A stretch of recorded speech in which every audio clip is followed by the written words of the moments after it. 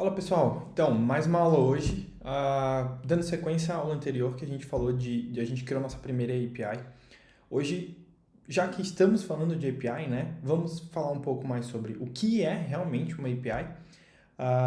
Vamos focar um pouco também em API REST, que é a base, o que a gente mais precisa estudar.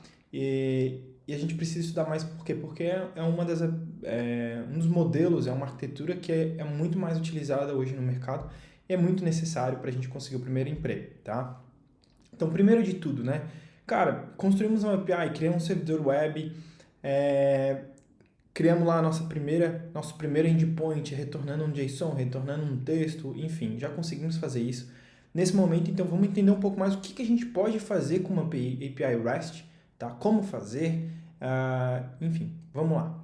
Tá? Primeiro de tudo, o que é uma API? Né? Para a gente só consolidar realmente esse conceito. Tá? API vem da sigla API vem o contexto Application Programming Interface, tá? Que traduzindo é programação de interface de programação de aplicativo. Tá? Basicamente, uma API ele é um conjunto de regras, um conjunto de endpoints para que dois sistemas se comuniquem. Né? Então, ele vai descrever como que um sistema espera se comunicar. Então, aqui é meio que um contrato de um sistema para outro. Né? Imagina que eu tenho um front-end que lá na tela, lá no navegador da tela lá, ele quer ver todas as vendas dele do dia de hoje, certo? Então, o front-end que está lá no navegador, ele vai se comunicar com o back-end através de uma API, através dessa interface de comunicação. Né? Claramente escrito o que ele quer. Então, ele vai entrar no endpoint dizendo, eu quero as minhas vendas. De que dia? De hoje. Então, é um filtro de hoje. Então, essa interface, a gente cria essa interface para que eles se comunicam. Tá? E a API REST, nesse caso, ele tem o conceito o REST vem de Representational State Transfer. Né? É um estilo de arquitetura que utiliza também o protocolo HTTP para comunicação entre os sistemas, tá? Vamos para a minha tela e vamos ver alguns exemplos de como criar, tá?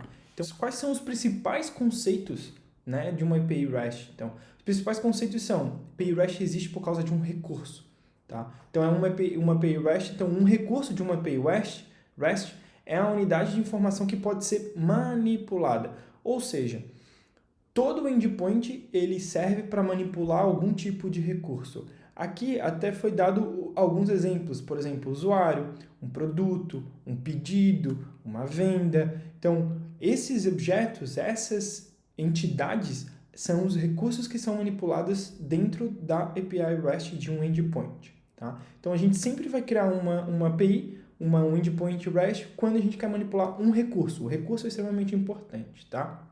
Endpoint, por outro lado, é a URL que representa qual que é o recurso que a gente vai estar manipulando. Tá? E ela é utilizada para acessar esse recurso e podendo fazer vários, né, dependendo de que tipo de manipulação você quer fazer. Tá? E aí, para criar esse endpoint, a gente utiliza ali a /produtos. Né? Então, no caso do recurso, quando o recurso for produtos, a gente usa /produtos, quando for usuários, /usuários, e aí vai retornar a lista de produto ou vai executar a função que a gente quer executar, que aí a gente vai ver agora embaixo, né? Quais os métodos HTTP, né? Que são possíveis ser construídos através da API REST, tá? Então, o que são os métodos HTTP, né? Eles definem quais são as operações que vão ser realizadas. Então, aqui em cima eu comentei que se a gente usar /produtos e dar um get nele, cara, ele vai retornar toda a lista de produtos. Mas, André, como é que a gente faz para inserir um novo produto? Então, a gente tem que usar um método HTTP chamado POST. O POST ele é para criar alguma coisa. É onde eu vou inserir algum dado dentro do meu serviço. Então, quando eu tenho uma API, lá está escrito POST /produtos, eu sei que aqui nesse caso, se eu chamar esse endpoint, eu vou criar um novo produto dentro do meu serviço, dentro do meu software. Tá? O GET ele é para consultar informações. Então, foi o que eu comentei. Se a gente usar /produtos em um GET, eu vou listar todos os produtos. Se eu der um GET /usuários, eu vou pegar todos os usuários. Então, o GET ele a default, o que os navegadores, por padrão, quando você coloca lá o URL e vai acessar algum site, Ele faz uma requisição GET por padrão, tá? E ele serve para consultar alguma informação, tá? A gente tem também o PUT e o PATCH, tá? Eles servem para atualizar um recurso existente. Então, eu já criei um recurso, eu já consultei ele, mas, pô, eu vi que o nome lá está errado. Como é que eu atualizo? Então, a gente pode usar o PUT ou o PATCH. Tudo depende de como o serviço for criado, tá? O PUT, a diferença do PUT para o PATCH é que é o seguinte. Quando a gente tem um endpoint PUT e a gente quer alterar algum dado, nós temos que enviar todos os dados novamente, tá? Por exemplo, eu tenho um usuário e no usuário eu tenho nome, data de nascimento, enfim, endereço, todos esses dados. Quando eu vou fazer uma alteração só no nome, eu tenho que também enviar qual que é a data de nascimento, qual que é o nome, mesmo não tendo feito nenhuma alteração, tá? Isso é necessário, porque se você não enviar, ele vai alterar para vazio, ou ele vai tentar inserir vazio ou nulo nesse campo, e aí pode ser que dê algum erro, porque é necessário, esse campo é obrigatório, enfim. Mas se você não enviar, ele vai dar um erro, tá? Então, ou ele vai limpar o campo, então você é obrigado a enviar no PUT. No PATCH, normalmente, se você quiser alterar só o nome, você só precisa enviar o nome. Não precisa enviar o endereço, a data de nascimento, porque ele vai desconsiderar isso e vai alterar só especificamente esse campo, tá? Então tem essa diferença, parece sutil, mas faz uma diferença muito grande quando a gente está lidando com um recurso que tenha bastante informação, tá? E aí a gente tem o delete, né? Delete, o nome por si só diz que é deletar um recurso. Tá? Então, quando a gente quer deletar um produto, deletar alguma coisa do nosso serviço, a gente usa o delete para isso, tá? E lá na API está descrito delete para deletar. Então, a gente sabe que se chamar esse endpoint com delete, vai deletar alguma coisa, tá? Bom, um outro principal conceito são as representações, né? O que é uma representação? É a forma que um recurso...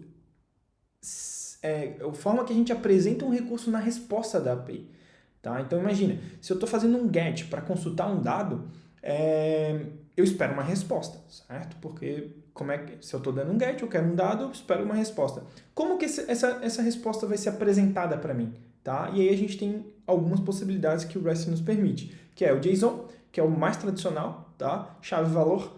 A gente tem o XML, que é um outro conceito, é um conceito que já é mais antigo, né? Antes mesmo que o JSON, ele é mais estruturado, é mais verboso, mas existe o XML.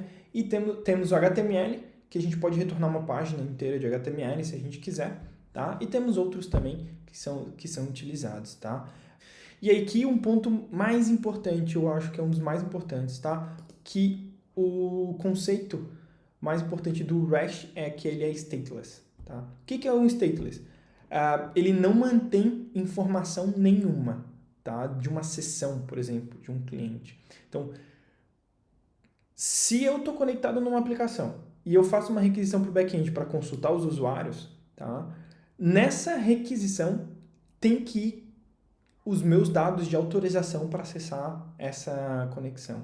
Ele não armazena isso do lado do back-end, ele não sabe que é o André que está conectando se eu não mandar nenhuma informação. Ele é extremamente stateless, ele não tem informação nenhuma, ele não mantém uma conexão aberta entre o front-end e o back-end para saber que é o André que está acessando. Tá? Então, esse cara é extremamente stateless e é tratada de forma totalmente independente, cada requisição é independente, isso facilita na manutenção, isso facilita no manter o sistema, né? E isso facilita também, principalmente, né, escalabilidade e simplicidade, já que eu não tenho que manter nada dos dois lados, eu vou receber tudo pronto, eu consigo escalar e ter uma simplicidade maior na minha API e facilidade, tá? Então, esse ponto é bem importante, tá? E aí vamos lá para alguns exemplos, né? Por exemplo, aqui uma API de um cadastro de usuário, tá? Se eu quero... O recurso que eu vou gerenciar é usuários. Então, o meu endpoint vai ser /usuários. O padrão do meu endpoint vai ser /usuários, né? E aí eu posso utilizar os verbos. Então, se eu quero criar um novo usuário, eu uso o verbo post. Se eu quero alterar informações desse usuário como um completo, eu posso usar o push ou patch, dependendo do jeito que você quer implementar, tá? Se eu quero consultar a lista, os dados dos usuários dentro do meu servidor, eu posso utilizar um get, né? Eu tenho que utilizar um get. Se eu quero remover alguma coisa, então eu uso o delete. Então, bem simples, tá? Beleza. Mas, André, você falou ali que o get, você sempre que você vai buscar alguma coisa, você retorna uma lista. Mas e se eu quiser buscar um usuário específico? Né? Eu quero o usuário que eu cadastrei ontem e o ID, o número dele lá é 123, certo? Como é que eu pego? Então, aí a gente entra num processo, numa outra etapa que complementa os nossos endpoints, que são os path params e os carry params, tá? Os path params e carry params nada mais são que parâmetros que são passados através da URL ou da requisição para que a gente possa fazer esses filtros ou pegar coisas específicas, tá? Objetos específicos, né? Começando com o path param, então, ele é uma variável, a gente implementa ele como uma variável, mas essa informação é passada através da própria URL do endpoint, tá? E ele geralmente identifica um recurso específico, foi isso que eu falei. Então, se você vai pegar um usuário específico, ele tem que ter um ID, que ele é um identificador único, né, desse usuário. Tá? Então, eu tenho que passar ele na própria URL, por quê? Porque é um campo obrigatório e eu quero esse específico. Tá? Então, eles são quando a gente for criar isso, eles são representados na URL, através das chaves aqui, né? Então, como se você ver aqui embaixo, eu tenho as chaves e tenho a variável chamada ID, tá? E nesse caso aqui, o exemplo de usuários, ele fica, né, barra usuários, barra ID, eu passo qual que é o número, em vez de passar barra ID, eu passo qual que é o número lá na minha URL, lá no meu navegador, ou enfim, no sistema que está chamando, eu passo qual que é o número do ID dele, e ele me retorna esse cara específico, tá? Então lá no navegador, só para ficar bem claro, ele vai ficar assim, né, usuários, barra, por exemplo, 123, que foi o exemplo que eu dei, certo? Quando a gente dá um enter no navegador, vai cair lá no nosso servidor web. O nosso servidor web vai conseguir pegar que esse número é 123 que eu estou mandando. Se outra requisição, eu quero pegar o usuário 567, vou passar 66, no caso 678 aqui, tá? O servidor vai receber o ID como 678 e ele vai fazer essa consulta, tá? Já o carry param, ele é um pouquinho diferente. Por quê? Porque a ideia do carry param, ele não é trazer um recurso específico. A ideia do carry param é se eu quiser, por exemplo, filtrar umas informações ou até mesmo ordenar essa informação, né? Uma lista de informações. Por exemplo, eu quero buscar todos os meus usuários que moram no estado de Santa Catarina. Esse é um exemplo. E como é que eu faço isso? Eu passo através o carry param, para a gente utilizar ele, a gente tem que utilizar o ponto de interrogação. Depois do endpoint, a gente usa o ponto de interrogação e a gente sempre tem que passar chave e valor, tá? Então, nesse caso aqui, eu estou dizendo que o meu estado é igual a Santa Catarina, tá? E aí, a ideia desse caso ele vai constar todos os usuários que o estado é de Santa Catarina. Então, é um filtro. Eu poderia passar Paraná, poderia passar qualquer outra informação aqui, tá? Nesse caso, estou filtrando por Santa Catarina. E a gente pode adicionar mais de um parâmetro, mais de um filtro, né? Então, por exemplo, eu quero agora que ele é de Santa Catarina, mas de Florianópolis. Então, eu boto ponto de interrogação, dizendo que aqui, daqui para trás, é tudo parâmetros, tá? E eu digo, meu estado eu quero Santa Catarina e também na cidade eu quero Florianópolis. Aí a gente usa o e-comercial aqui, indicando que é mais um parâmetro, né? E a cidade é igual a Florianópolis. Tá? Então aqui o nosso servidor vai receber esses dois parâmetros aqui e ele vai conseguir fazer os filtros necessários lá para retornar só o que o usuário está querendo. Tá? Se eu quiser ordenar, é a mesma coisa. Óbvio, tem que ter a implementação do lado do servidor, né? Preparado para isso, mas eu posso colocar mais um parâmetro aqui, tá? E order, por exemplo, order by, sei lá, name. Então, ele vai ordenar por nome, ele vai ordenar por, enfim, qualquer coisa que, dependendo do que a nossa API vai disponibilizar. Tá? Bom, em resumo, os path params são utilizados para identificar um recurso específico, enquanto os carry params eles são utilizados para filtrar, ordenar uma lista de recursos. Tá? Então, eles são muito utilizados para essas coisas. Tá? E aí um ponto também que é muito importante, que faz parte de uma requisição HTTP, é o corpo da requisição, tá? O que a gente chama de body. Você vai ouvir falar disso muitas vezes, tá? O body, ele é uma parte importante e ele é usada para enviar os dados do cliente para o servidor, tá? Então imagina ali, eu vou salvar eu vou criar um novo usuário, certo? Mas eu tenho que indicar quais são os campos desse usuário, quais são as informações desse usuário, qual que é o nome dele, qual que é a data de nascimento dele. Então, eu tenho que indicar isso. Mas aonde é que esses dados vão? Vão na URL? Não. Elas vão no body da requisição, tá? Então, a gente tem uma parte específica da URL que manda esse body, tá? E ele pode ser enviado como JSON, como XML, como um texto puro, ou até mesmo um binário, quando a gente vai enviar uma foto, vai salvar uma foto em algum lugar, tá?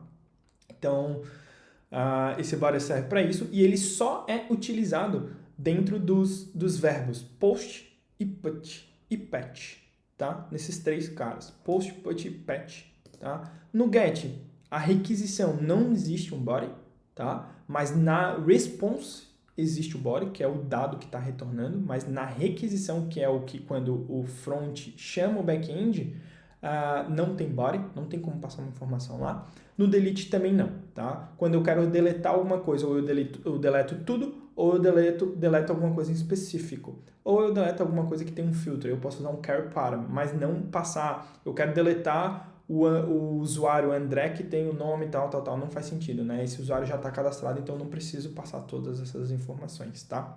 Então esse é para que serve o bar, tá? Bom, o que eu tinha para passar hoje era isso. Eu acho que ficou bem resumido, né? O que é um REST API. E aí agora fica para você, né? Aproveitar que a gente fez na última aula o servidor web, a gente criou uma API simples lá como exemplo, mas pensa nessa API. Utiliza esses verbos, tenta escrever alguma coisa, tenta utilizar os conhecimentos que a gente aprendeu ontem com esses novos verbos de uma API REST, tenta criar aí um CRUDzinho, né? O CRUD que é criar um recurso, atualizar esse recurso, deletar esse recurso, mesmo que você não esteja conectando em banco de dados, mas crie essa API, adicione isso dentro de uma lista e faça isso acontecer. Vai ser muito importante para o teu conhecimento. Quanto mais você se desafiar, melhor vai ser e mais claro as coisas vão ficar na sua mente e mais conhecimento você vai ter e vai ficando mais concreto, tá? O que você tá aprendendo e estudando, beleza? Então tá, precisando de alguma coisa, já sabe, só me chamar, comenta alguma coisa, me chama e eu tô aqui para te ajudar, fechou?